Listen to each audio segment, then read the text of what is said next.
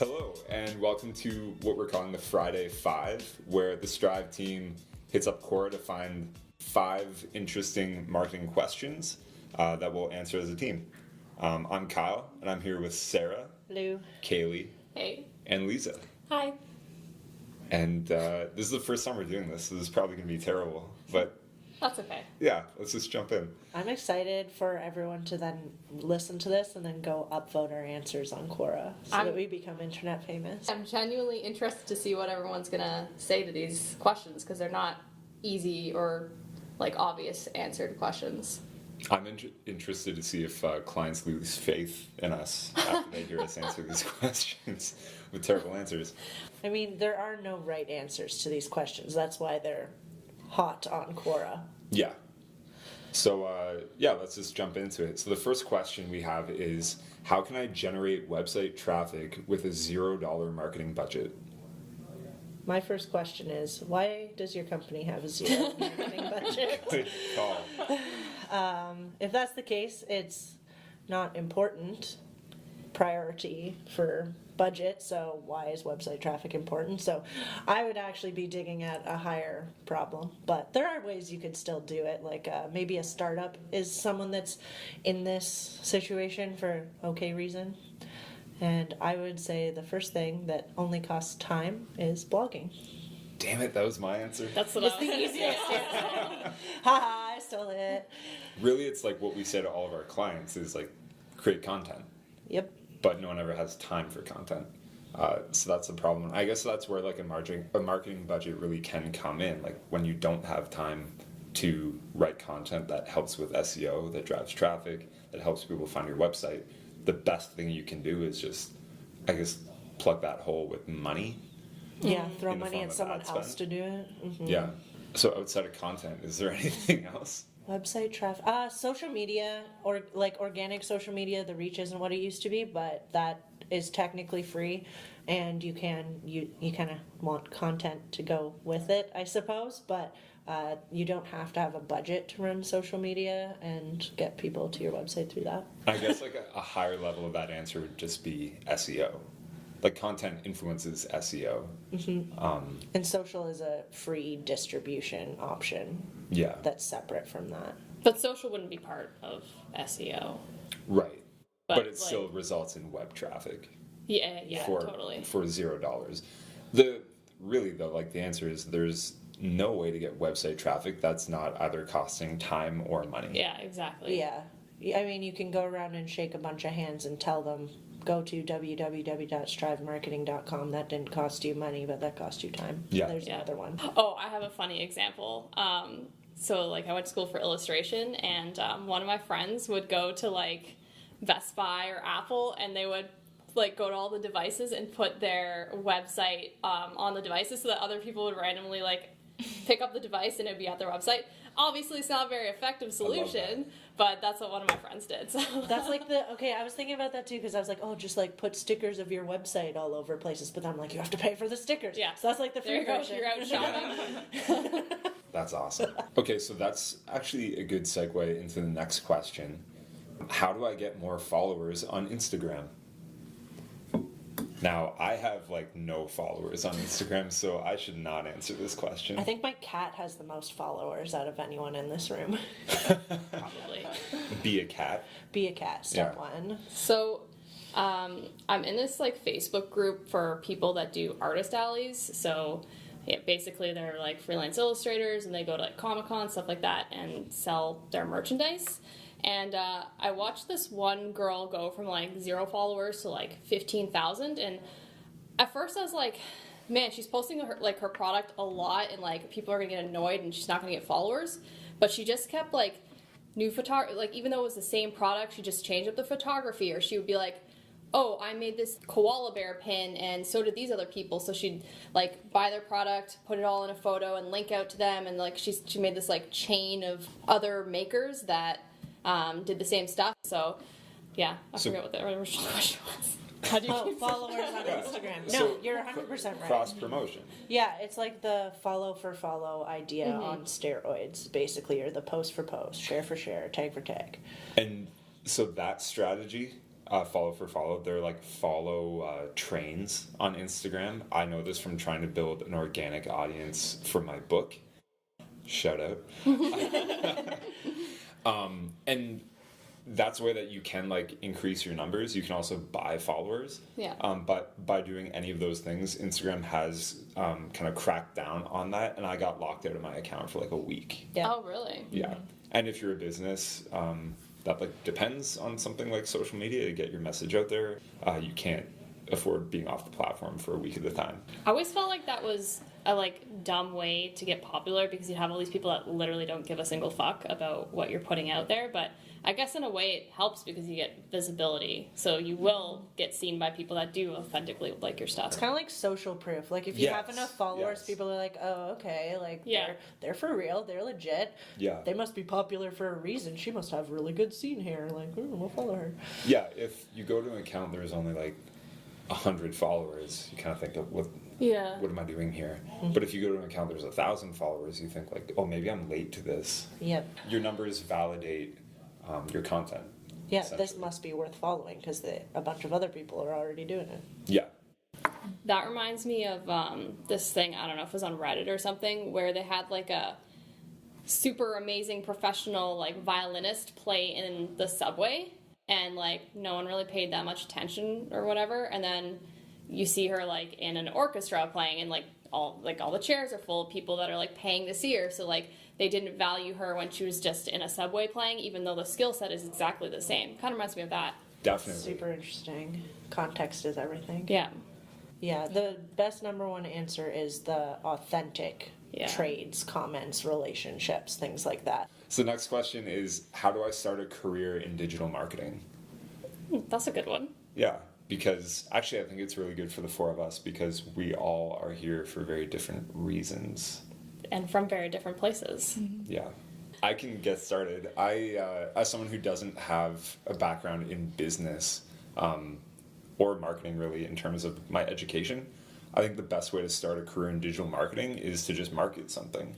Like come up with something, market it yourself, see what you learn, do courses online, and worst case scenario, you don't get a job in digital marketing. But if nothing else, I think you do learn kind of the ropes. You don't need access to like big PPC campaigns or like Fortune 500 companies or something like that to kind of like cut your teeth. I agree. I think you learn a lot from forcing yourself to like jump into something. So I think my advice for almost any young person in almost any profession is to find something you're passionate about and just try pushing it to the next level always. So if you're really into playing video games, like if that's your thing, learn how to start a very basic stream. And then learn how to promote your stream. And then what's the platform from there? You know, just keep growing something. Because that's all marketing is growing something. And it's an idea, a product. It can be yourself even. So, yeah, start with something you're passionate about and show how you made it bigger and better. I mean, I can speak from personal experience that you don't even need experience to Yeah. start a career. Like this job basically fell into my lap, and I think if you just have the drive and, you know, the dedication to learn all these new skills and like keep learning all the time. The job didn't fall into your lap. Like Yeah, you earned it, girl. Like, watch it. That actually is interesting because I think a lot of people come. So, like, backstory for you. Backstory, I was working at Stryve part-time as, you know, an office assistant, and I guess they saw something in me and took a chance on me, and I have a business degree, but I didn't even specialize in marketing, and ended up here. Yeah, I think that's like kind of a great story for just taking advantage of like opportunities or like being in the right place at the right time. Like I think a lot of people come Yeah. out of school and they look for like a direct one-to-one sort of comparison between like their degree and what's out there in the market. I kind of did the same thing. Like when I got into marketing, I took like the lowest level marketing job I could find, and then just worked my way up from there. But even with the business degree and like taking marketing classes, everything I learned here. not at school, so you don't even need all those skills. You just need the drive. Yeah, it can help a little bit of Yeah, context of course. because I'm the most boring traditional story. Went to school for marketing, did marketing right out of school, boom. But I agree, like it didn't go one to one for anything I was doing, but like it's the classic university kind of teaches you ways of thinking that help, but it's not direct like that. I think a barrier for a lot of like young people out of school being like, oh well, I can't apply for this. I don't have these skills. Go for it anyways. Yeah. I see this question on Reddit like all the time in the marketing subreddit about like people that went to school for marketing and they just can't find a job. And I just want to say I really feel for those people because it is getting so insanely hard to find jobs like this. There's so much competition, and like I see people that are so skilled and they're struggling to find a job. So just want to put that out there that I feel for those people. It is a tough, like it's tough to get started. All the more reason why, like, I think our answers apply. Like, you have to take advantage of opportunities when you find them, even if at first they don't seem all that related. As I said in the beginning, like, if you can't find something, make something, and like create that experience for yourself. So the next question we have is, what is better, SEO or PPC? Better for what? Doesn't say. Leaving me hanging, Cora. Is there Did, any more context? No, it says, what is better, SEO or PPC? Yeah. Okay, I'll take this question at face value. It depends on your situation, but if you're like a new startup, it's going to be easier to pay money to get website visitors. I'm assuming that's what they're looking for, how to get more web traffic. But SEO is something that you should constantly be working on through creating content. So if you're looking for instant results, throwing money at the situation via PPC is going to yield much quicker results. Yeah, I think like right out the gate, if you're a brand new company, PPC is definitely more valuable because I don't know, no one knows who you are yet. If you can just like get in front of people, even if you have to pay to do that, building that like brand familiarity, I think goes a long way for when your SEO is something of note. I have a hard time separating the word SEO, or I guess it's acronym, the acronym SEO from the idea of content, but they aren't one and the same. Because I would maybe disagree with you guys if I was thinking purely about content.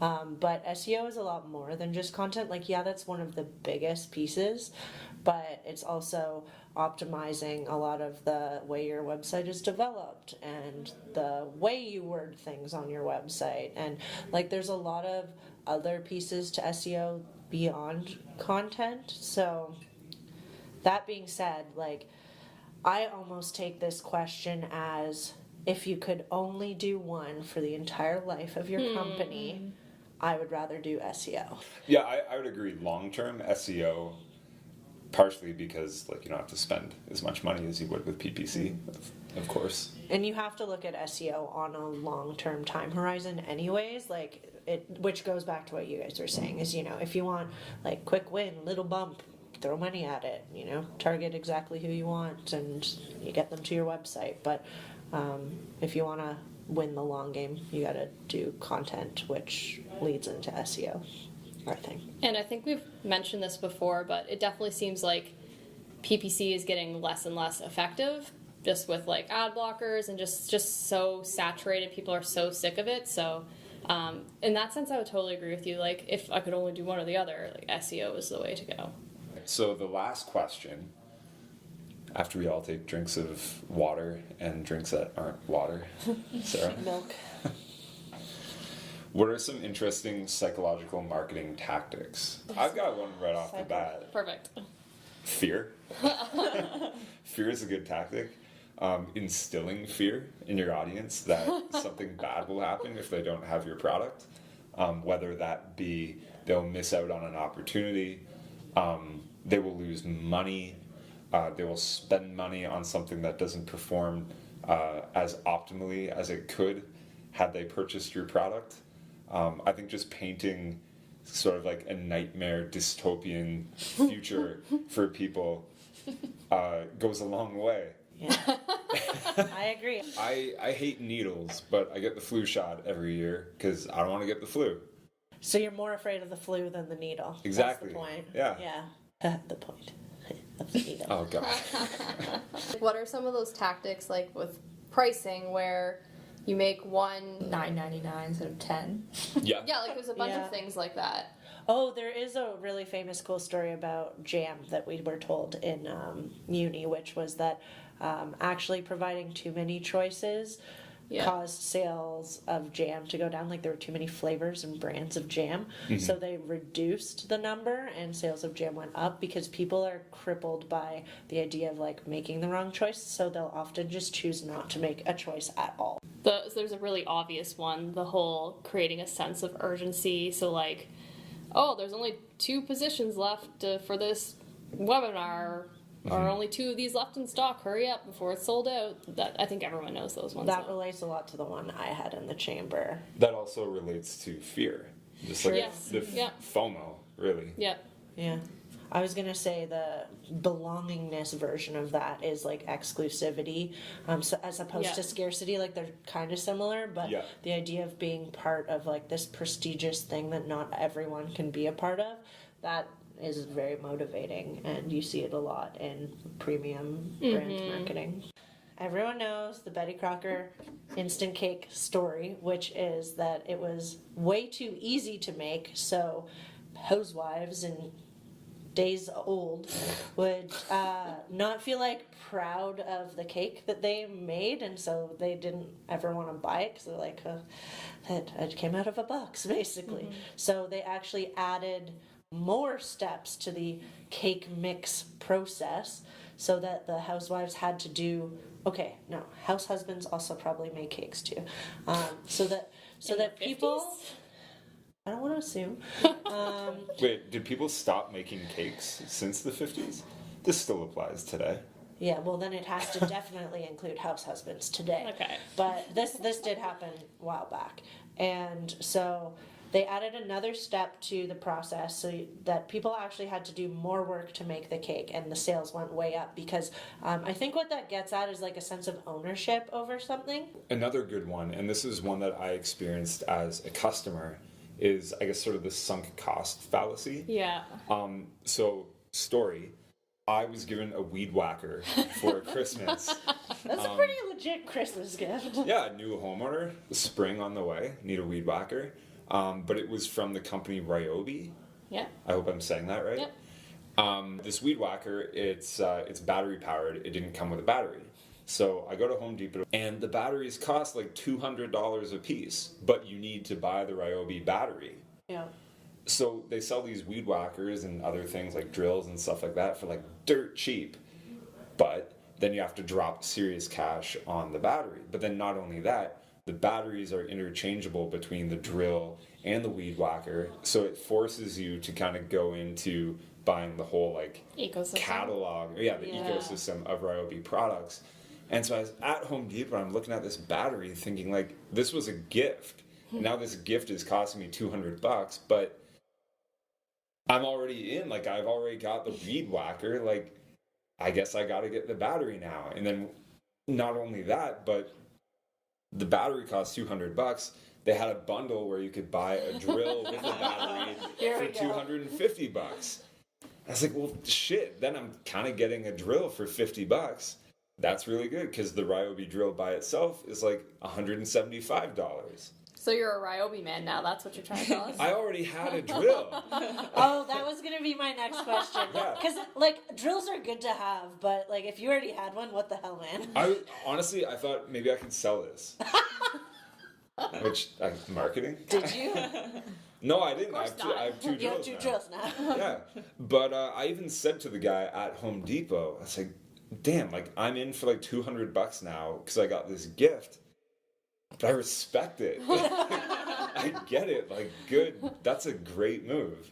And I guess that's not really psychological. Well, I guess it's sort of psychological, but it's more so like you've already spent this much money. What's another $50? That's to get how a drill? BOGO works, right? Oh, It's yeah. the same idea. Like you only wanted one, but if the next one is cheaper, okay. Yeah. Very similar process used in video games is what I was thinking to your Ryobi example, is the idea of getting someone into an ecosystem. because I guess this isn't psychological, but it's an interesting story, is that the consoles are almost always sold at a loss leader, because once you have them, so they lose money on it, but they know you have that system, you're going to buy all the accessories, you're going to buy all the games for that system, you're going to tell your friends, I need to play with you on this system, so they have to have it to play with you. It's that whole idea of getting someone in the front door.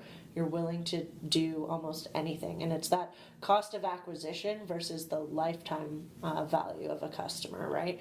And so not necessarily consumer psychology, but actually more so on the business side of how things are priced and done, is because you're worth more to them when you're in the ecosystem, spending a ton of money over your homeowner life with all of your different tools.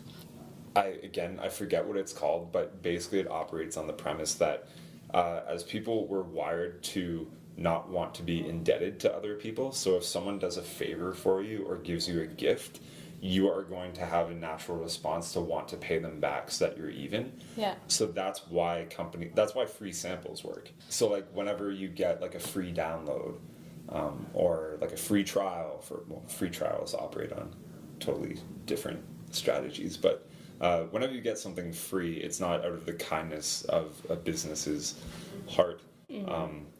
It's about kind of flipping the switch on this like program that we all have within us to want to give back to someone who's given to us. Yeah, there really is no such thing as a free lunch ever. No. Actually, there's just always a cost with everything. Think about that while you fall asleep tonight. Nothing is free. Slightly related, but maybe not exactly. I remember back in the days of working at retail, they would teach you to put the thing into a customer's hand so they're already holding it, so they already have that like sense of ownership over it. Oh, that's because it made it interesting. harder for them to say no. Because then they have to give it back or put it back Yeah, or whatever. and try doing it sometime. Try handing it back. It feels really awkward, and it's like trying to avoid that sense of awkwardness of handing it back. Yeah, that's interesting. I'm learning that humans basically just are trying really hard to avoid looking dumb or feeling left out. Or, Yeah. Story of my life. Yeah. We're all the same on the inside, afraid of being a loser. So that does it for our first edition of the Friday Five. Sarah, Kaylee, Lisa, thanks for joining me, and hopefully we'll be back with another one of these.